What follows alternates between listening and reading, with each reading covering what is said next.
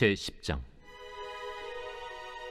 그 후에 주께서 따로 70일 세우사 친히 가시려는 각 동네와 각 지역으로 둘씩 앞서 보내시며 이르시되, 추수할 것은 많되 일꾼이 적으니 그러므로 추수하는 주인에게 청하여 추수할 일꾼들을 보내주소서 하라.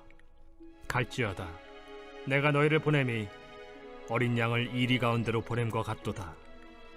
전대나 배낭이나 신발을 가지지 말며 길에서 아무에게도 문안하지 말며 어느 집에 들어가든지 먼저 말하되 이 집이 평안할지어다 하라.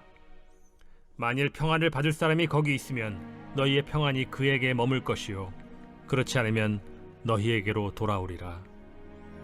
그 집에 유하며 주는 것을 먹고 마시라. 일꾼이 그 삭슬을 받는 것이 마땅하니라. 이 집에서 저 집으로 옮기지 말라. 어느 동네에 들어가든지 너희를 영접하거든 너희 앞에 차려놓은 것을 먹고 거기 있는 병자들을 고치고 또 말하기를 하나님의 나라가 너희에게 가까이 왔다 하라. 어느 동네에 들어가든지 너희를 영접하지 아니하거든 그 거리로 나와서 말하되 너희 동네에서 우리 발에 묻은 먼지도 너희에게 떨어버리노라.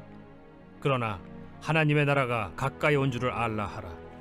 내가 너희에게 말하노니 그날에 소돔이 그 동네보다 견디기 쉬우리라. 화 있을진저 고라시나 화 있을진저 벳세다야. 너희에게 행한 모든 권능을 두로와 시돈에서 행하였더라면 그들이 벌써 베옷을 입고 제에 앉아 회개하였으리라. 심판 때에 두로와 시돈이 너희보다 견디기 쉬우리라. 가버나움아, 내가 하늘에까지 높아지겠느냐 음부에까지 낮아지리라.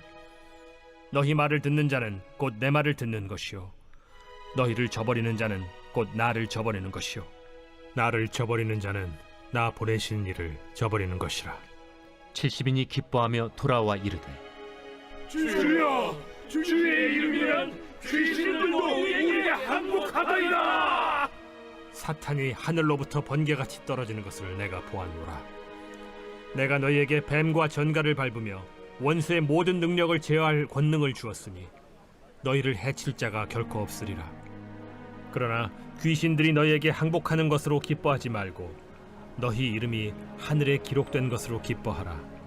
그때 예수께서 성령으로 기뻐하시며 이르시되, 천지의 주제이신 아버지여, 이것을 지혜롭고 슬기 있는 자들에게는 숨기시고 어린아이들에게는 나타내심을 감사하나이다. 옳소이다. 이렇게 된 것이 아버지의 뜻이니이다. 내 아버지께서 모든 것을 내게 주셨으니 아버지 외에는 아들이 누구인지 아는 자가 없고 아들과 또 아들의 소원대로 계시를 받는 자 외에는 아버지가 누구인지 아는 자가 없나이다. 제자들을 돌아보시며 조용히 이르시되, 너희가 보는 것을 보는 눈은 복이 있도다. 내가 너희에게 말하노니 많은 선지자와 임금이 너희가 보는 바를 보고자 하였으되 보지 못하였으며 너희가 듣는 바를 듣고자 하였으되 듣지 못하였느니라. 어떤 율법 교사가 일어나 예수를 시험하여 이르되, 선생님, 내가 무엇을 하여야 영생을 얻으리이까? 율법에 무엇이라 기록되었으며 네가 어떻게 읽느냐? 내 마음을 다하며 목숨을 다하며 힘을 다하며 뜻을 다하여 주 너희 하나님을 사랑하고 또한 내 이웃을 내 자신같이 사랑하라 하였나이다. 내 대답이 옳도다. 이를 행하라. 그러면 살리라. 그 사람이 자기를 옳게 보이려고 예수께 여짜오되, 그러면 내 이웃이 누구니이까? 어떤 사람이 예루살렘에서 여리고로 내려가다가 강도를 만나매 강도들이 그 옷을 벗기고 때려 거의 죽은 것을 버리고 갔더라. 마침 한 제사장이 그 길로 내려가다가 그를 보고 피하여 지나가고 또 이와 같이 한 레위인도 그곳에 이르러 그를 보고 피하여 지나가되 어떤 사마리아 사람은 여행하는 중 거기 이르러 그를 보고 불쌍히 여겨 가까이 가서 기름과 포도주를 그 상처에 붓고 싸매고 자기 짐승에 태워 주막으로 데리고 가서 돌보아 주니라. 그 이튿날 그가 주막 주인에게 데나리온 2를 내어주며 이르되, 이 사람을 돌보아 주라. 비용이 더 들면 내가 돌아올 때에 갚으리라 하였으니 내 생각에는 이 세 사람 중에 누가 강도 만난 자의 이웃이 되겠느냐? 자비를 베푼 자니이다. 가서 너도 이와 같이 하라. 그들이 길 갈 때에 예수께서 한 마을에 들어가시매 마르다라 이름하는 한 여자가 자기 집으로 영접하더라.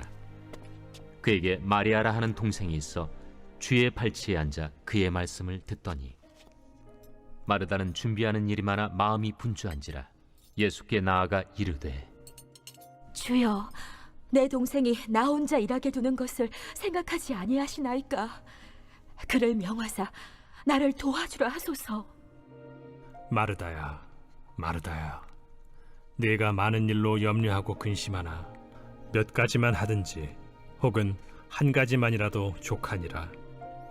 마리아는 이 좋은 편을 택하였으니 빼앗기지 아니하리라. 오늘 우리에게 주시는 하나님의 말씀은 누가복음 10장의 말씀입니다. 오늘 본문에는 한 율법교사가 등장을 합니다. 이 율법교사는 유대율법에 관한 타의 추정을 불허하는 전문가 집단이었습니다. 율법교사가 일어나서 예수님을 시험하여 이야기했다고 말하는 것을 봤을 때에 당시 주님께서 계신 공간에는 여러 사람이 있었고 그 가운데 이 율법교사가 일어나 자신의 의를 드러내려고 했던 것 같습니다. 율법교사는 유대율법에 관한 전문가이기 때문에 어떠한 방법으로든 많은 사람들 앞에서 예수님을 시험해보고 싶었던 것 같습니다. 율법교사의 질문은 자신이 무엇을 하여야 영생을 얻을 수 있는가였습니다. 예수님께서는 이 율법에 무엇이라고 기록되어 있느냐라고 물으시면서 그 율법적인 질문에 답하기 위해서 율법으로 인도를 하죠. 율법교사는 자신 있게 율법에 적혀 있는 대로 대답을 합니다. 내 마음을 다하고 목숨을 다하고 힘을 다하고 뜻을 다해서 주 너의 하나님을 사랑하라. 그리고 또 내 이웃을 내 몸과 같이 사랑하라고 하셨다라고 대답을 하죠. 유대인들은 이웃이라는 단어를 같은 종교를 가진 같은 유대인들을 가리키는 말로 사용을 했습니다. 따라서 사마리아 사람들이나 이방인들은 이 단어의 범주에서 아예 제외시키고 살았습니다. 답변을 들으신 주님께서 그가 대답한 대로 행하라고 말씀을 하죠. 주님께서 이미 그가 주님께 질문한 그 물음의 저의와 위선을 아셨습니다. 그는 여기서 그치지 않고 주변에 있는 사람들을 의식해서 또다시 질문을 합니다. 그러면 내 이웃이 누구입니까? 이 율법교사의 질문에 주님께서는 여리고로 내려가다가 강도 만난 사람에 대한 이야기를 들려줍니다. 강도 만난 사람 곁을 제사장과 레위인은 어떠한 도움도 주지 않고 그냥 지나치죠. 이 모습을 볼 때 우리가 보기에는 무자비하고 비정한 사람으로 보일 수 있지만 당시 그들의 입장을 생각하면 무조건 비난만 할 수는 없습니다. 왜냐하면 이들은 모두 성전 제사와 관련된 사람들로서 자신들을 모든 부정한 것들로부터 지켜야 할 의무를 가지고 있었습니다. 진짜 문제는 바로 그들이 자신들이 섬기는 하나님의 진정한 뜻에 대해서는 무지했다는 것입니다.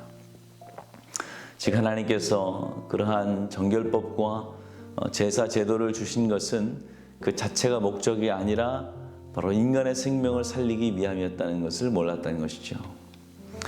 여러분, 도대체 무엇이 더 중요하겠습니까? 하나님은 그 순간 무엇을 원하셨겠습니까?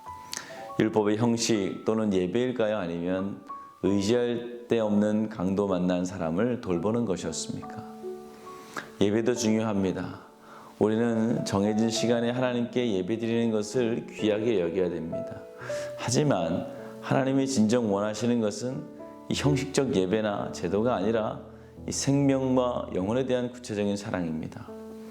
이 사랑의 실천이야말로 진정 하나님이 기뻐 받으시는 거룩한 산 제사이고 참된 예배입니다. 예수님께서는 소자 하나에게 한 것이 곧 나에게 한 것이라고 분명하게 말씀을 하셨습니다.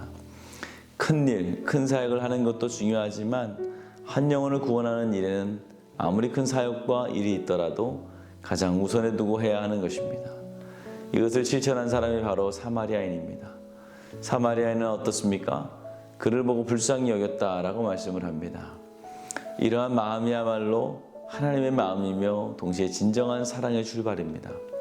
왜냐하면 하나님도 우리를 불쌍히 여기사 당신의 독생자를 내어주셨고 주님도 이 땅에 계셨을 때에 사람들을 불쌍히 여기심으로 은혜와 사랑을 베푸셨기 때문입니다. 사마리아인은 강도 만난 사람을 단지 불쌍히 여기는 것으로 그치지 않고 급한 대로 우선 기름과 포도주로 상처를 치료한 후에 그를 주막으로 데리고 갑니다. 그리고 스스로 경비를 부담하며 주막의 주인에게 그를 돌봐줄 것을 부탁하였습니다. 여기서 끝이 아니라 자신이 일을 모두 마친 후 다시 돌아와 그의 상태를 돌보겠다는 것입니다.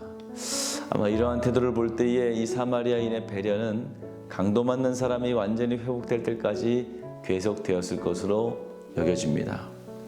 그렇다면 예수님께서 이처럼 사마리아인의 행동을 자세히 설명하신 이유가 무엇이겠습니까? 그것은 바로 하나님이 기뻐하시는 사랑이란 당시 형식에 그치거나 일회성에 그치는 것이 아니라 지속적으로 돌보고 또 배려하는 사랑이라는 것입니다. 그리고 이 말씀을 거꾸로 해석하면 단지 마음만 품고 있거나 아니면 일시적으로 베푸는 사랑은 진정한 사랑이 아니라는 것입니다. 예수님께서는 율법교사에게 너도 이와 같이 하라 라고 말씀을 하십니다.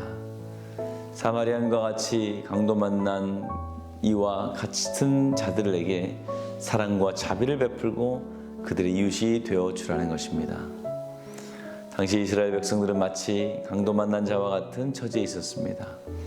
로마의 나라를 빼앗기고 압제 속에서 신음하고 있었습니다. 그러나 그들을 위로하고 사랑해야 할 지도자들은 백성들에게 아무런 도움도 주지 못했습니다. 오히려 대접을 받기 좋아하고 자신들은 지키지도 못하는 율법으로 백성들에게 짐을 지었습니다. 사랑하는 성도 여러분, 오늘 주님께서는 저와 여러분에게 고통받는 자들의 이웃이 되어주기를 원하십니다. 먼저 믿고 이 시대의 율법교사가 된 우리들이 삶의 무게에 상처받고 찢긴 백성들의 마음을 치유하고 위로해 주기를 원하십니다. 모두가 옳고 그름만을 따지는 세상 속에서 믿는 우리들은 먼저 보고 불쌍히 여김으로 사람들의 필요를 채워주고 상처를 싸매어 주는 우리 모두가 되어야겠습니다. 그럴 때에 우리가 하나님의 뜻을 바로 깨닫고 하나님의 말씀대로 그 뜻을 행함으로 주의 복음을 전파하는 주의 제자들이 될 줄 믿습니다. 오늘 화요일입니다. 우리 코로나의 종식을 위해서 함께 기도해 주시기 바랍니다. 코로나로부터 성도들의 건강을 지켜달라고, 또 코로나로부터 자유케 하시고 예배 자리에 담대히 나아갈 수 있도록 함께 기도해 주시기 바랍니다. 기도하겠습니다. 아버지 하나님 감사합니다. 우리의 성도들 주님께서 축복하여 주시며 은혜 허락하여 주셔서 주여 강도 만난 자와 같은 우리 이웃을 찾아가게 하시며 그들을 위로하며 그들의 상처를 싸매어 주는 사역을 할 수 있도록 은혜와 사랑을 더하여 주시옵소서. 특별히 아버지 이제 코로나가 종식되기를 간절히 원합니다. 다시 확산되고 있는 코로나 주님께서 잠잠케 하여 주시며 코로나로부터 우리 성도를 지켜주시며 성령께서 함께하여 주셔서 능력 가운데 치유하여 주시옵소서.